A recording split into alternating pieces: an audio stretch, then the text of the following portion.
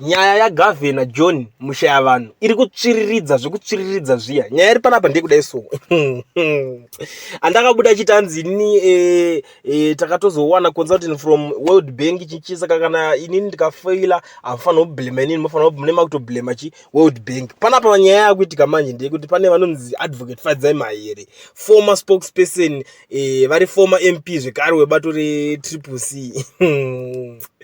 Ayaya vabuda vachivava baba. Unozati nyaya iyoyoka one thing inini ndakatozozvibvunza ndikati isusu tichazovei pasina Advocate Fadzai Mahere, because onaka ma-MP vacho vari muparliament ava vakasara vangori useless vese, hapana kana chinhu chiri kuitika kuparliament.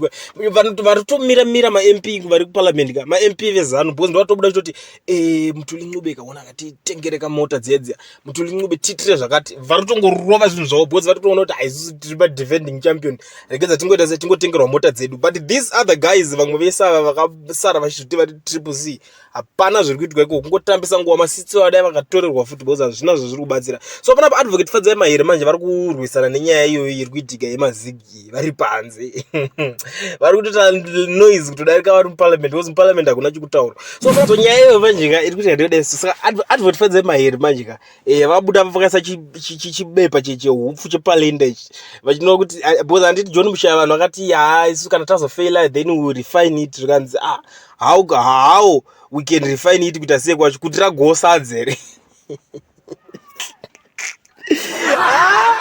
currency local currency yacho iri kudzibveyo, iri kubvunza kuti rasadze here ramunoti we refine it zveZimbabwe.